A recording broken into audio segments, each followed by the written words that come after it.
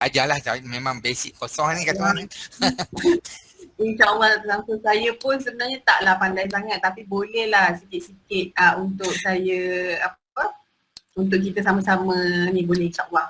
Cumanya hari ni mungkin kita tak guna lagi Canva tu, Samsul, kita akan start dengan shooting dulu pada hari ni. Maksudnya petang ni akan ada satu photoshoot dan gambar-gambar yang kita shoot pada hari ni akan digunakan untuk esok lah, untuk kita guna Canva tu. Okay? So hari ni saya jadi cikgu ambil gambar dulu. Esok baru saya jadi cikgu Canva. Boleh ya? Jadinya hari ni kita akan ada kerja luar lah maksudnya. Kena akan pergi ambil shooting gambar-gambar semua sekali. Betul. Dekat petang nanti baru saya akan minta sebenarnya pagi ni saya nak minta juga kepada semua orang untuk form a group. Sebab kalau ikutkan saya pada yang untuk assignment yang 2 hari pertama ni dia dalam grouping untuk ambil gambar tu. Okay, maksudnya grouping tu bukanlah, grouping tu dia nama dia group tapi setiap orang akan contribute sekeping gambar untuk group diorang. Group masing-masing. Maksudnya contoh Dr. Samsul dan bersama group, saya akan assign satu assignment. Tapi dalam group Dr. Samsul semua orang shoot benda yang sama, konsep yang sama dan dia akan dikompilkan dalam satu lah. So dia jadi grouping punya assignment. Sebab sekarang ni, kalau dulu dekat fizikal senang kan, tapi sebab sekarang sebab dalam khusus ni dia memang memerlukan satu grouping dan satu individual punya assignment. So individual assignment akan saya lepaskan kepada Puan Syam lah yang menggunakan Photoshop. Okay, tapi untuk assignment photoshoot ni saya letakkan dalam bawah grouping lah, dalam group masing-masing dan saya mohon untuk macam setiap peserta pilih group masing-masing lah, senang. Kalau saya yang pilihkan nanti macam susah kan, sebab saya pun tak kenal dan tak tahu dekat mana tuan-tuan perempuan ada. So saya benarkan untuk pilih group masing-masing sendiri. Mungkin petang nantilah kita form a group. Tapi pagi ni saya break dulu lah. So dalam group tu mungkin ada 5 orang sebab kita ada 40 peserta kan. So kita akan ada 8 group.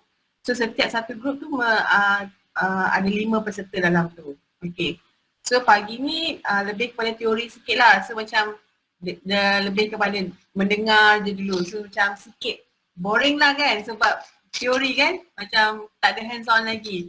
So tak apa, saya akan buat secepat yang mungkin yang teori tu, just nak macam cerita macam orang cerita history je lah. Tak ada apa yang perlu betul-betul nak kena tahu sangat, tapi just macam lebih kepada mendengar untuk kefahaman masing-masing je lah. Okay, so pagi ni lebih kepada tu lah. So lepas kita break tengah hari, yang pukul 2 tu nanti kita dah start form a group dan saya akan ceritakan apa yang tuan-tuan dan perempuan kena buat pada waktu petang. Sebab tak tahu nak cakap cuaca sekarang ni, unpredictable. Kadang-kadang petang hujan kan. So saya nak kena pukul 2.30 punya slot tu nanti saya akan buat slot untuk menuju ke tu lah. Untuk, okay, boleh guna Google Sheet untuk buat group. Okay, boleh. Okay, so nanti saya akan minta urus setia lah untuk settlekan bahagian grouping tu. So pagi ni kita dengar je dulu teori, very teori, sangat-sangat teori dan sangat banyak perkataan. Mungkin saya akan skip a few, okay, untuk dia tak adalah macam nak kena faham sangat, just nak tahu je benda tu. Okay, so saya boleh start ya. Alright, okay. Bismillahirrahmanirrahim. Okay, bismillah. Okay. Kalau ada apa-apa yang tak faham, in the middle tu just stop je saya. Sebab bila saya share screen kan saya tak nampak dah chat box ke apa ke. So boleh je untuk stopkan saya. Okay. Alright. So this one. Okay, dia memang sangat teori lah. Macam kalau tengok dalam ni pun terlalu banyak wording. So tak apa. Saya je baca. Okay, tuan-tuan tengok je. Okay. Introduction to digital image. Okay, sebenarnya dia nak cerita pasal digital image tu je. Apa itu digital image? Saya rasa mungkin ada yang dah tahu, mungkin ada yang tak apa-apa familiar, tapi tak apa. Dengar je sebab dia sikit je, tak banyak pun, dalam 7-8 slide je. Okay. So dia punya content of this slide ialah digital image, pixel dengan image data size dan dimension.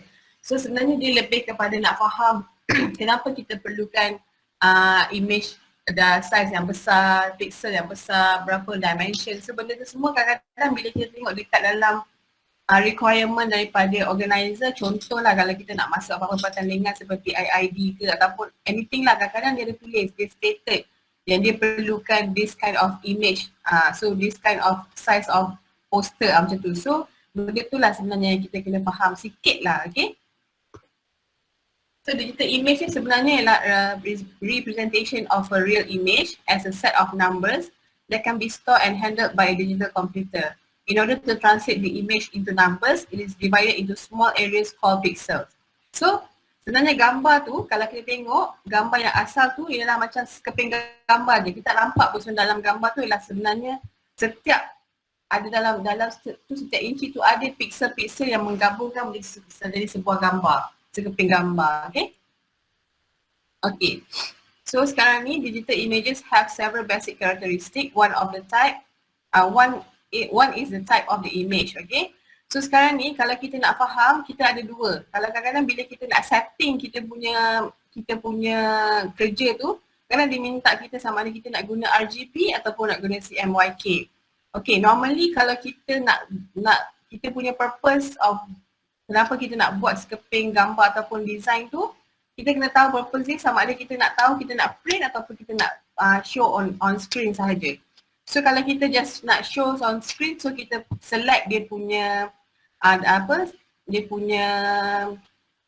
dia punya type tu ialah RGB, maksudnya red, green dan blue lah. Nanti kita akan setting tu RGB ataupun CMYK adalah untuk kita hantar kepada printing. Contohnya kita nak buat banner, banting, so kita punya setting of kita punya file tu mestilah format dia, format CMYK. Tapi kalau kita just nak guna purpose untuk kita punya screen presentation, kita just select RGB sahaja, okay? Alright, so sekarang ni, yang ini saya rasa kita macam, okay, saya baca je lah. In range images, the distance of the pixel from the observer is recorded. Resolution is expressed in the number of pixel per inch, PPI. Selalu kita akan nampak. Kalau macam kita nak save tu mesti akan keluar PPI berapa, semua DPI ke macam tu lah, okay. So a high resolution give more detailed image, maksudnya lagi tinggi kita pilih 300 ataupun 100, 200, 300 DPI, lagi besar lah image kita tu dan lagi sharp lah gambar tu, okay. So yang ini semua tak perlu. Okay, advantages of digital images ialah one of the advantages of digital images over traditional ones is the ability to transfer them electronically, almost instant, and convert them easily from one medium to another, such as from a web page to a computer screen to a printer. Okay, betul. Kalau zaman dulu, zaman saya masuk belajar, kita guna conventional. So conventional tu dia menggunakan filem. So kita tak nampak macam mana hasil kita shooting tu. Betul tak? So bila kita shoot on film, so kita tak tahu dia latent image. So dia selagi kita tak develop filem tu, selagi tu kita akan nampak gambar dia. Tapi kalau kita guna digital, so kalau saya lah sendiri dulu masa saya belajar, lecturer saya cakap kalau kita shoot pakai digital camera, tak akan boleh ada mistake dekat situ. Sebab dia kita terus dapat instant result. So itulah advantages kita lah menggunakan digital images nowadays lah, okay? Okay, so with such a program, a user can change the colors and brightness on an image, delete unwanted visible object, move others and merge object from several images, among many other operations. In this way, a user can retouch, carry photos or even create new images. So betul, so daripada sini kat Photoshop ni lah akan membantu kita semua untuk enhance gambar kita. So daripada gambar yang dull, kita boleh tukar dia menjadi gambar yang lebih menarik lah. Dia lagi, color dia akan berubah secara ikut kesesuaian apa yang kita nak lah, okay? Okay, so sebenarnya inilah benda yang kita nak kena cakap. Inilah pixel yang kita nampak dekat dalam gambar bila kita zoom in. So kita sebenarnya dia adalah gabungan pixel untuk menjadikan sekeping gambar. Contohnya macam ni. So bila kita zoom in kepada satu portrait, sebenarnya dia adalah a million of pixels. So bila a million of pixels, so itulah yang menyebabkan kalau kita punya resolution gambar tu besar, so dia punya pixel yang part segi tu lagi kecil untuk menghasilkan sekeping gambar. So bila dia lagi kecil, meaning dia lagi details lah. So dia punya, bila kita tengok dia punya resolution tu besar numbers dia, so banyaklah pixel yang terhasil untuk menghasilkan sekeping gambar. So meaning bila pixel tu lagi besar, lagi sharp lah gambar tu. Bila kita zoom in, dia akan nampak lah details tu. Okay, macam tu. So maksudnya setiap kali kita nak gunakan gambar, kita kena pilih resolution yang tinggi lah kalau kita punya purpose tu memang untuk enhance dan enlarge gambar tu kepada sesuatu yang lebih besar lah. Contohnya macam ni ya. Okay, dekat area sini bila kita tengok dengan mata kasar dia adalah keyboard lah. Tapi bila kita zoom in dia adalah gabungan of pixels. Itu sebenarnya yang saya nak bagi tahu lah. Bila kita tengok image, sebenarnya bila kita zoom in, kita akan nampak dia punya cantuman of pixel tu. Cantuman of yang 4 segi tu menjadikan sekeping gambar bila dia dalam bentuk digital. So itu sebenarnya yang saya nak bagi tahu. Di penghujung daripada teori saya tu hanya itulah yang kena faham. Itu je. So yang pertama saya recap semula. CMYK adalah untuk kita gunakan purpose dia untuk printing. Kalau kita guna untuk screen purpose saja, kita menggunakan RGB. Itu je. Okay.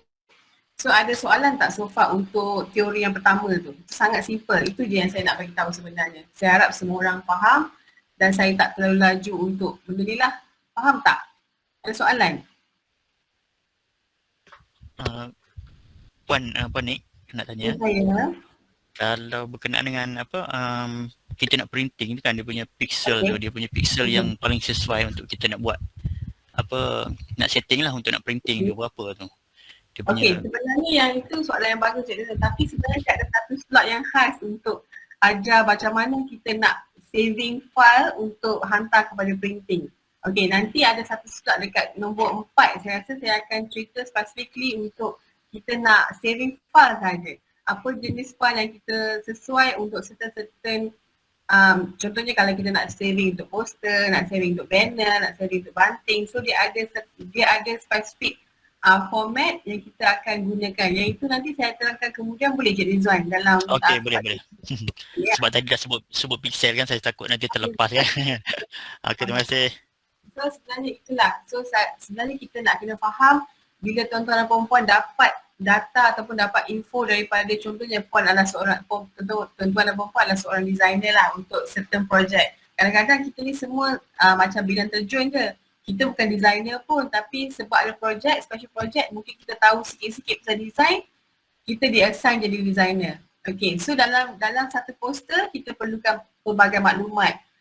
Teks pun kita perlu, info pasal poster pun kita perlu, lepas tu kita perlukan gambar. So maksudnya bila kita tengok gambar tu kadang-kadang bila kita dah dapat gambar yang kita nak, bila kita paste dekat kita punya worksheet, gambar tu pecah. Kan gambar tu tak sesuai sebab dia kecil daripada size yang kita nak buat. So benda tu yang saya nak tuan-tuan dan perempuan faham. So maksudnya image resolution bila kita nak buat suatu design work memerlukan resolution yang sangat tinggi lah. Maksudnya dia punya gambar tu tak pecah lah dalam bahasa yang kasar, dalam bahasa pasar dia ialah gambar tu tak pecah. So kita kena jaga quality of image kita supaya bila kita buat poster dan banner tu dia akan jadi satu gambar yang cantik lah. Okay, so dia akan jadi lebih perfect lah dekat situ. Okay, so seterusnya saya yang sebenarnya apa yang kita akan belajar pada pagi ni ialah tentang image. Macam mana kita nak faham tentang image, macam mana kita nak ambil gambar sebelum kita nak buat design. So kita dah tahu dah, contohnya yang pertama kita dapat tugas menyediakan satu poster berkaitan dengan mesyuarat. Apa-apalah mesyuarat di mana-mana lah, so kita kena come out dengan satu poster. Okay, so dalam mind kita, apa yang berkaitan dengan mesyuarat? Kita nak ambil gambar apa kalau kita nak buat poster pasal mesyuarat? Sebab saya baru je lepas mesyuarat bersama Timbalan Naib Chancellor, so saya kena come out dengan satu poster. Okay, saya punya tugas sebenarnya saya bukanlah seorang designer, tapi sebab kita ada design base, so kita di-assign untuk buat poster. So dalam kepala saya cuma ada meja, kerusi, okay macam tu. So saya rasa kalau saya nak buat ambil meja dan kerusi yang ada dalam internet, gambar tu pecah. So saya nak kena setting sendiri. So benda-benda tu lah maksudnya image tu adalah benda yang paling penting. Okay, so pagi ni saya akan cerita tentang image dulu. Okay, alright, so saya akan teruskan kepada kefahaman tentang image tu. Macam mana kita nak letak placement image tu. Okay.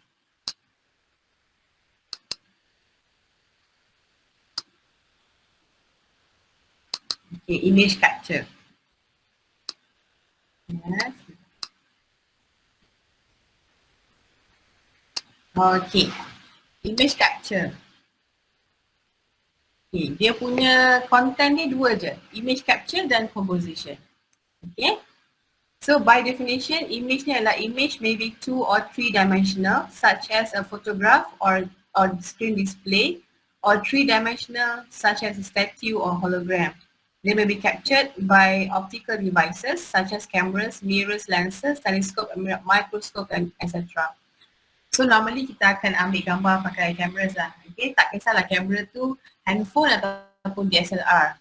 Okay, tapi sekarang ni memang kebanyakan kalau jabatan korporat memang ada kamera lah DSLR, tapi kalau yang macam yang tak ada mungkin boleh menggunakan handphone pun boleh. So normally basically apa yang saya ajar adalah menggunakan handphone sajalah supaya senang untuk semua orang. Okay, so inilah composition. Bila kita tengok gambar-gambar ni semua, kita mungkin orang yang tak biasa, yang tak belajar secara formal dalam kelas tentang fotografi mungkin tak berapa faham lah. Okay, tapi hari ni saya akan terangkan lah pasal itu. Okay, composition is how the elements of a photo are arranged. A composition can be made up of many different elements or only a few. It's how the artist puts those things within a frame that help a photograph become more or less interesting to the viewer. Okay, so sekarang ni kita akan tengok gambar ni. Bila kita tengok gambar-gambar ni, placement dia sangat macam dia punya placement tu memang in order. Memang dia sengaja nak placement tu macam tu. Ada yang certain gambar dia letakkan dekat tepi, ada dekat tengah, ada yang ada overflow. So benda tu semua kita nak kena faham. Okay, so a good photograph will take many different parts and combine them into an aesthetically pleasing whole. Composition is how an artist tells a story within the confines of a single frame. Okay, ini adalah 5 major aspect in a photograph. Yang pertama ialah format. Okay, format ni kita kena tentukan lah. Kita nak format tu dalam bentuk vertical ataupun horizontal. Nampak tak? Okay, format ni dalam bentuk horizontal ataupun vertical. So kita dah kena make sure, kita dah kena tahu dah kita punya gambar ni kita nak letakkan dekat mana. Contoh sekarang ni ada banyak social media yang kita kena guna. Bila kita nak adakan bila kita nak visible kan kita punya department masing-masing, so kita ada peranan social media dekat situ. So kita gunakan image. Okay. So sekarang ni kita kena tahu kita nak shoot tu untuk apa. Contohnya kalau kita nak shoot untuk social media, kita nak gunakan untuk Instagram. Okay, format Instagram normally dia square.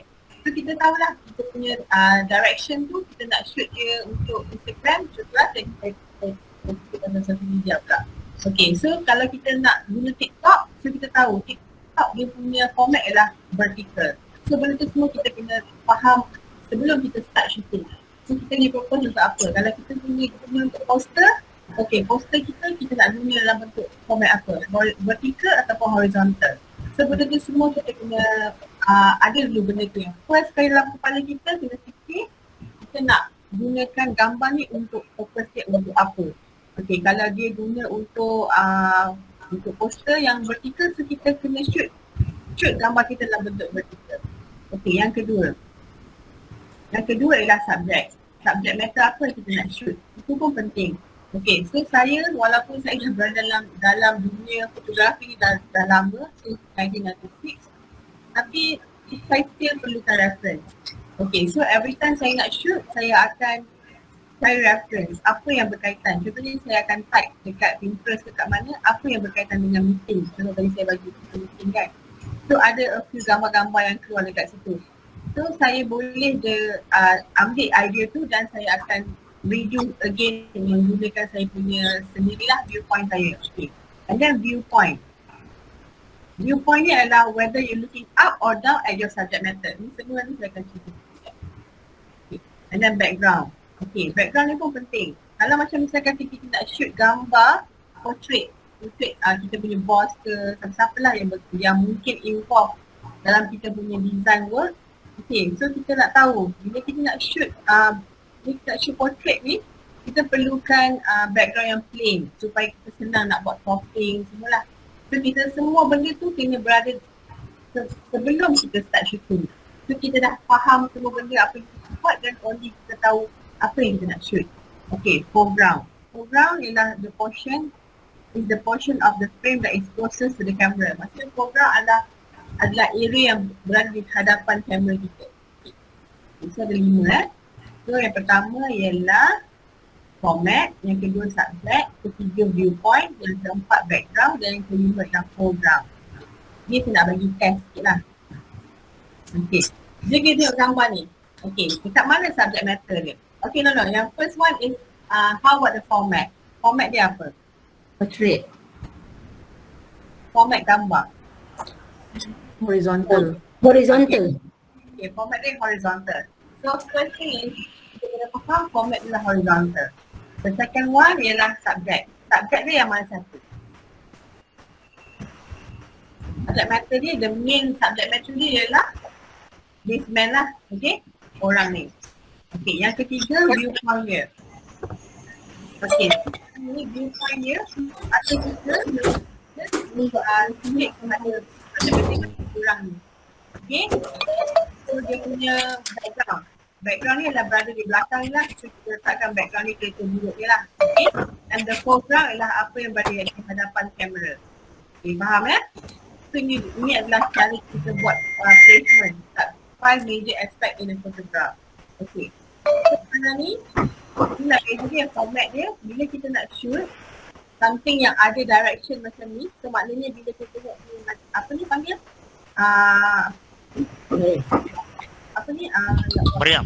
Meriam ni dia akan menuju ke depan. So kita, kalau kita shoot meriam ni dalam bentuk vertical, dia akan terpotong. Betul tak? Dia akan terpotong certain part. So bila dia nak tunjukkan luasnya kawasan tu, so kita pilih untuk shoot dia sebagai dalam bentuk horizontal lah. So kita nak tengok ada activities dekat sini. So the subject matter is the kids dekat sini lah. So dia punya foreground dia lah yang berada dekat depan kamera dan background dia adalah dekat belakang lah. Sama juga dengan gambar budak ni. Okay, sama juga dengan gambar budak ni.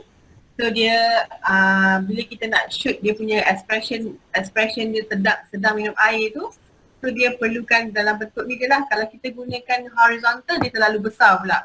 So kita dah tak tahu dah apa lagi yang kita perlu masukkan sebab kita cuma nak fokus pada budak ni sahaja. Okay, horizontal format is great to show wide or open space. Most landscape image was shot in horizontal format. Horizontal format give depth, tell the whole story in one image. Ingat tak gambar yang saya shoot tadi? Gambar yang saya shoot dekat saya punya tadi. So saya shoot dekat Himalaya kan. Okay, so saya shoot dia dalam bentuk horizontal. Sebab saya nak tunjukkan saya punya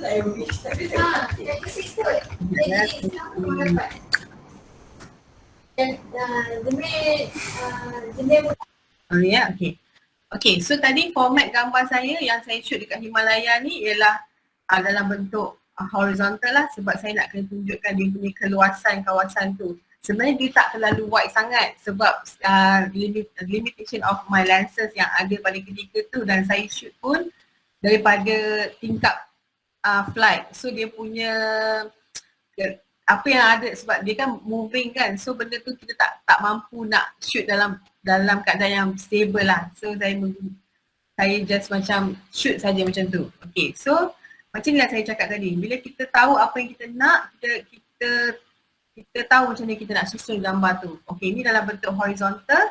So ni subject matter, kita perlu subject matter tu untuk dia enhancekan apa yang dia tengah buat. So kita kena, adalah benda-benda yang kita kena fikir sebelum kita shooting. Okay, so far okay ke? Apa yang saya cakap kat sini, kita sebelum kita shooting, kita kena tahu apa yang kita nak, apa yang kita, direction kita apa. So 5 perkara yang saya cakap tadi tu adalah benda yang penting untuk tuan-tuan dan perempuan fikir. Maksudnya dia punya format, dia punya viewpoint, dia punya semua tu lah, background, foreground dia semua tu perempuan dan tuan-tuan dan perempuan kena fikir sebelum kita start shooting. Okay? So far okay ke? Okay. Okay, setakat ni. So horizontal. Okay, kalau vertical pula, normally they often great to show height. Maksudnya ketinggian ataupun bangunan, human figure, macam tu.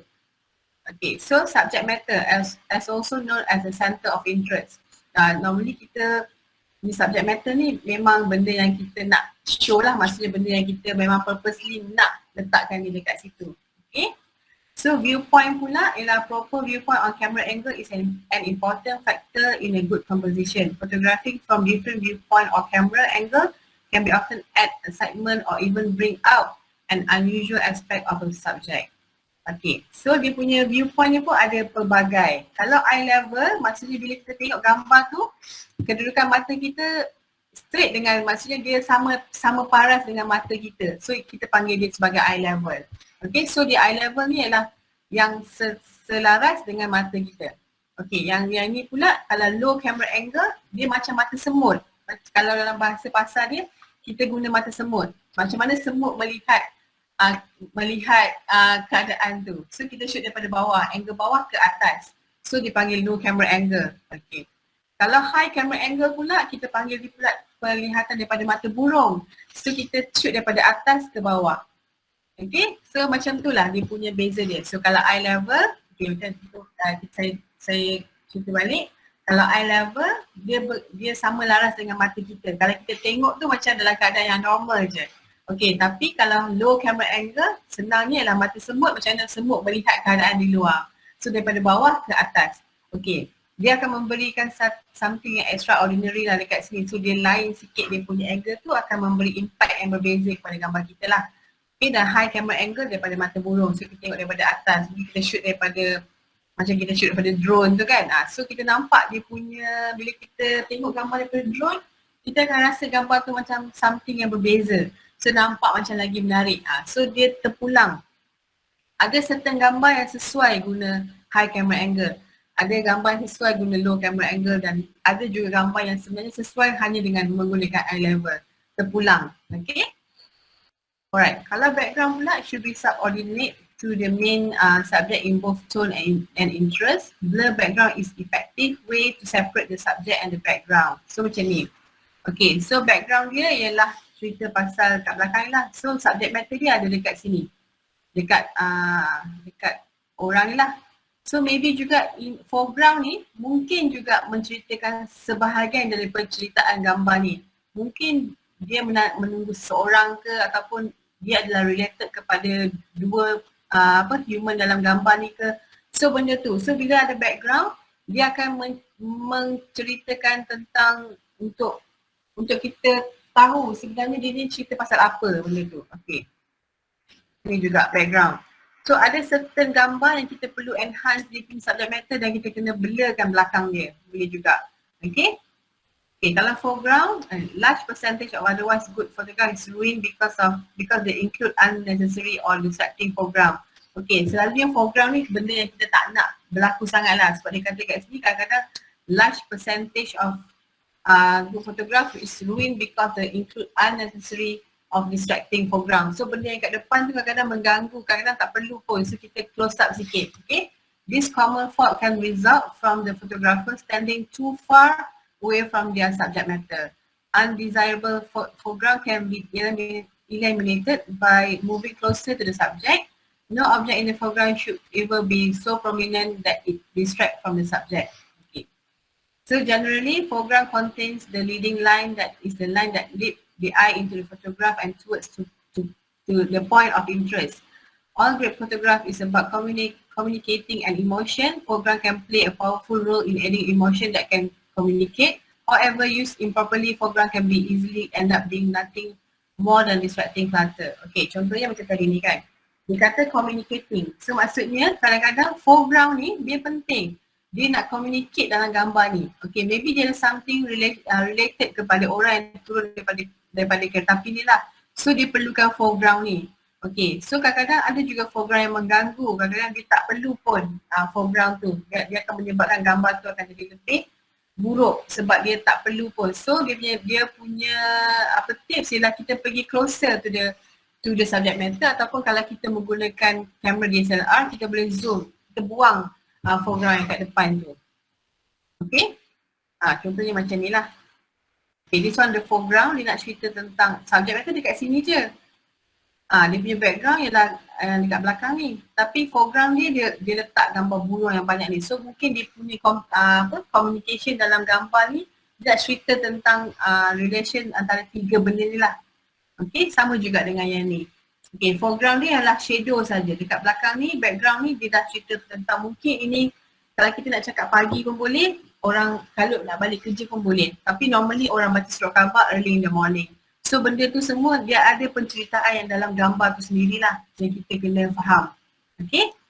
Alright.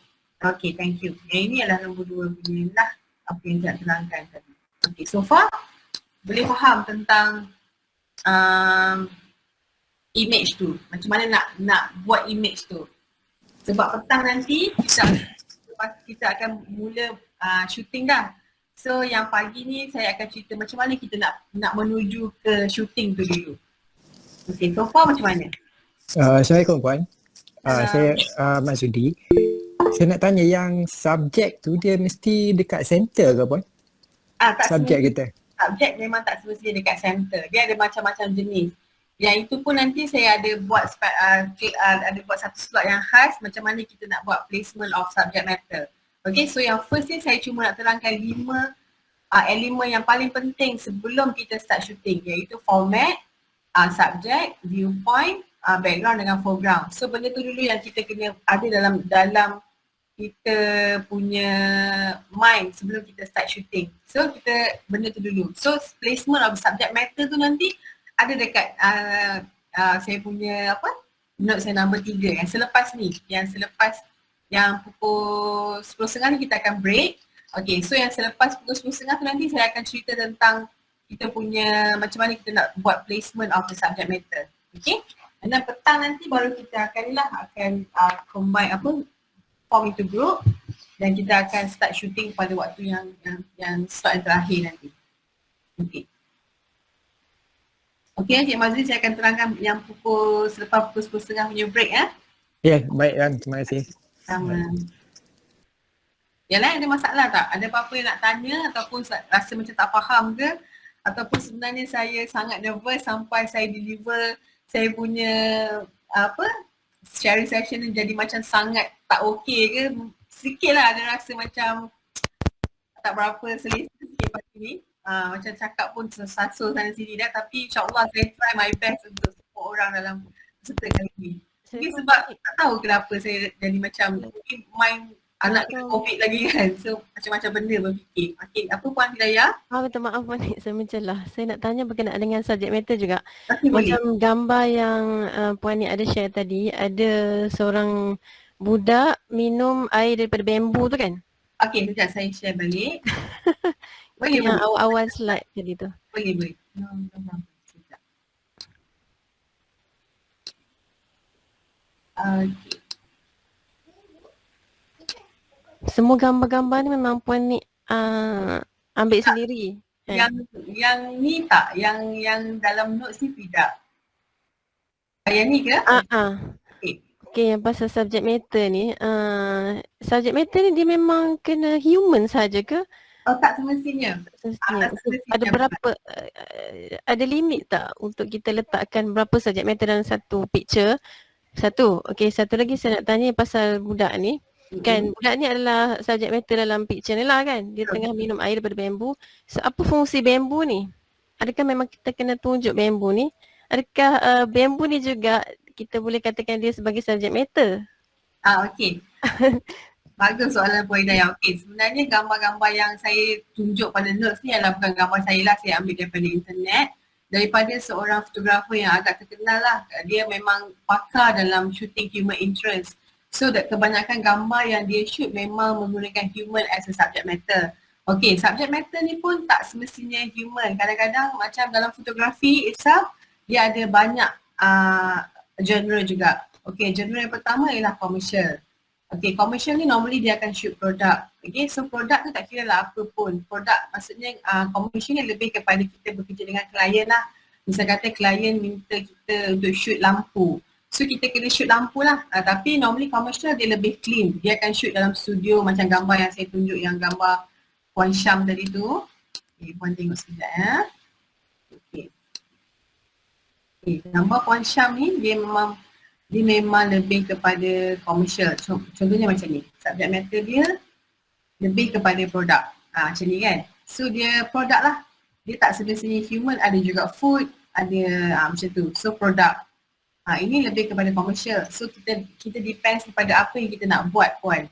Kalau kita nak shoot produk lah jadinya subject matter tu. So subject matter ni depends pada apa yang kita perlukan. Kalau macam puan perlukan gambar pokok, kita shoot pokok as a subject matter. Kalau puan perlukan kerusi, kita shoot kerusi as a subject matter. Okay, seterusnya tadi gambar yang berkait dengan gambar budak tadi tu. Kat mana budak?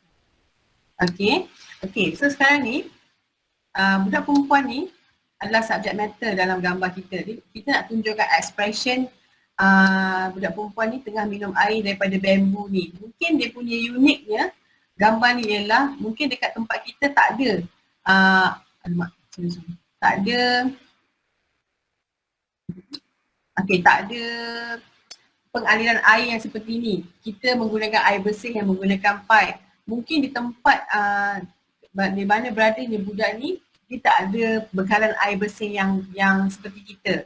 Mungkin dia diperbuat daripada bambu ni sahaja. Dia ambil daripada tanah dan dia salurkan kepada penduduk dekat sini untuk dapatkan air itulah. So kat sini, kenapa bambu ni perlu ada kat sini? Sebab kita nak tunjukkan the uniqueness of this place. Macam mana budak ni dapatkan bekalan air tu menggunakan bambu ni sahaja.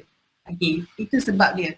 So kedua-dua elemen dalam gambar ni penting. So kita perlu ada kedua-duanya sebab kita nak tunjukkan the uniqueness tu, puan.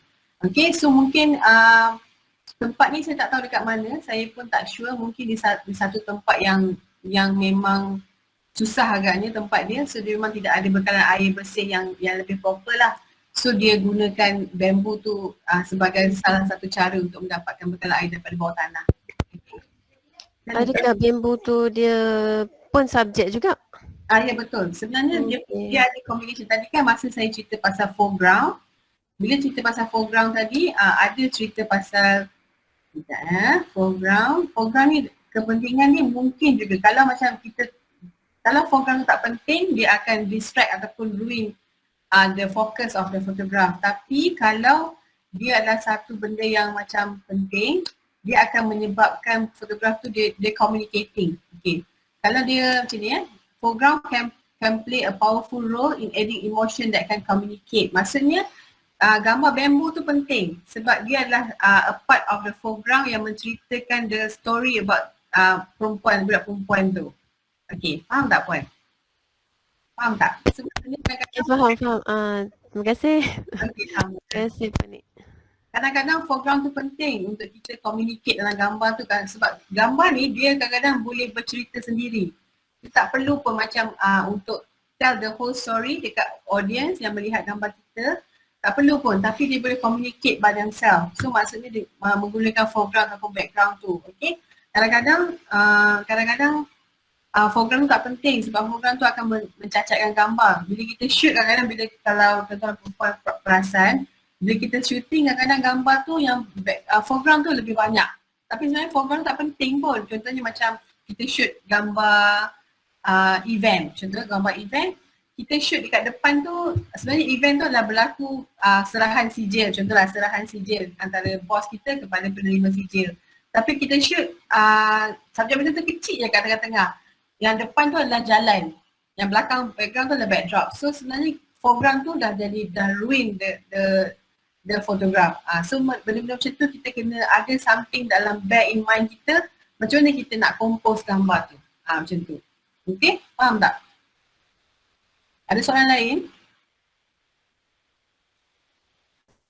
Okay, kalau dalam commercial juga, saya cerita pasal fotografi, dia punya genre. Kalau dalam fotografi juga, ada juga commercial fashion. Macam Puan Syam tadi, dia shoot more on product. Okay, cuba kita tengok kalau fashion Okay, ini saya punya kawan juga daripada kami ini. So this is fashion. So fashion, dia punya subject matter ialah lebih kepada orang lah. So dia menceritakan tentang kalau beauty shot mungkin makeup ataupun makeup. Tapi kalau macam commercial yang lain mungkin dia nak shoot macam ni kan, dia ada apa panggil? Puan tak share screen puan. Gambar tak share puan. Apa dia? Tak nampak gambar. Tak nampak gambar.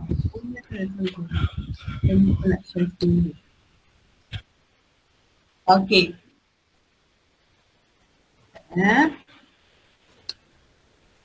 Okay, kalau macam tadi yang Puan Syam shooting, dia lebih kepada commercial product sebab dia shooting product.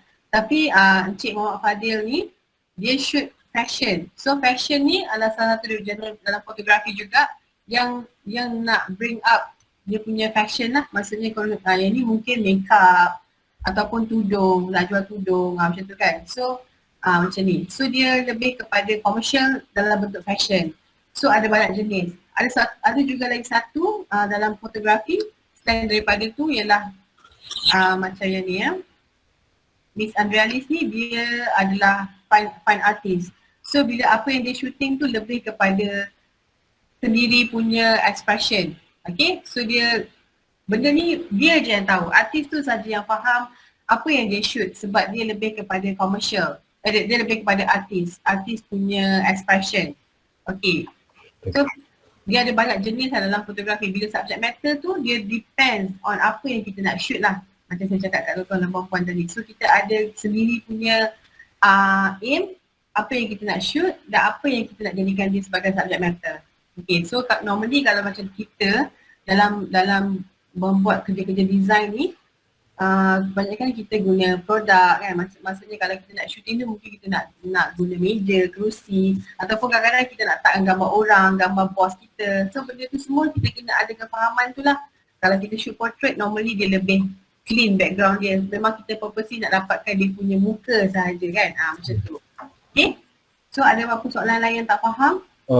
Puan. Ya. Kalau macam kita ambil gambar kan. Lepas tu kita ambil gambar. And then perlu tidak macam mau pertimbangkan macam contoh image right, especially macam kalau macam kita ambil gambar ada jenama produk like that. Dan kita guna untuk kita guna as part of kita punya portfolio lah, but without the owner of itu produk punya permission. Like that. Okay. Kalau dalam etik dalam fotografi, normally kalau macam kami lah kalau nak guna certain produk yang ada brand name, biasanya kita akan hide lah benda tu. Kita tak perlu tunjuk unless kalau macam memang betul-betul that specific client memang minta kita untuk shoot produk dia. Tapi kalau kita just nak guna untuk kita punya sendiri, normally kita akan hide lah ataupun kita akan padam the brand name tu. And then lagi satu, misal kata kalau kita nak shoot, kalau untuk commercial purposes saja kita kena hide lah Mr. Thompson. Tapi kalau macam just untuk kita nak buat presentation dalam kelas ke yang tak ada melibatkan mana-mana publication ataupun kita letak dia di mana-mana, saya rasa tak ada beri apa-apa masalah. Maksudnya kalau kita just presentation dalam kelas, kita tak ada letak dia macam nak buat exhibition ke ataupun kita nak publish dekat mana-mana publication ke, I think that one is should not be a problem lah. Okay, tapi kalau kita nak buat publication, yang kat situ kita kena consider lah. Okay, lagi satu kita tak boleh ada conflict brand dalam satu gambar. Contohnya, kita nak shoot gambar model. Atas pakai Levi's, bawah pakai Adidas. Macam tu. So dia ada conflict brand dekat situ. So normally kita kena avoid. Kalau kita nak guna untuk commercial punya purposes lah. Tapi kalau macam saya cakap tadi, kalau just untuk kita punya bahan pengajaran dalam kelas, benda tu normally kita tak ambil kisah sangat lah. Okay? Tapi kalau dalam etik dalam fotografi macam tu lah, dia tak boleh ada conflict brand dan normally kita akan hide. Kalau tuan-tuan dan perempuan perasan kalau kita tengok drama yang kita tengok kat TV kadang-kadang bila nak shoot location dalam office ke, dia akan tutup brand name laptop ke, dia akan tutup dengan stiker kalau tuan-tuan dan perempuan perasan. So benda-benda tu semualah untuk sebab dia ada macam marketing dekat situ kan, so kita kena avoid benda macam tu. Okay? Saya harap saya menjawab soalan Mr. Thompson. Okay. Okay. Ada soalan lain sebelum kita take a break 10:30 dan kita come back on 11.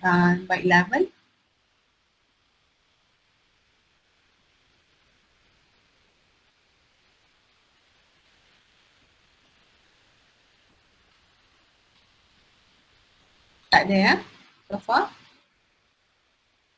Okay, so saya harap kalau nak mempercepatkan lagi proses kita, mungkin by 11 nanti kita boleh form a group terus lah supaya saya boleh assign saya akan bagi assignment tu straight away bila pukul 2.30 tu nanti saya terus boleh bagi assignment tu dan bersama dengan nama-nama yang telah tuan-tuan dan puan-puan pilih lah sebagai ahli group. So saya suggest sebab kita ada 41 orang, so saya suggest setiap group ada 5 peserta dalam tu, okey, dan satu je group yang ada 6 orang. Terpulang pada tuan-tuan dan puan-puan nak pilih macam mana siapa dalam group tu, saya tak ada masalah as long as semua boleh bekerjasama lah, okey. Sebab saya pun tak pasti berapa orang daripada tempat yang sama dan berapa orang, yalah macam mana nak buat pembahagian tu, so saya leave it kepada tuan-tuan dan puan-puan untuk pilih secara sendirilah. Saya rasa lebih better macam tu daripada saya assign kan.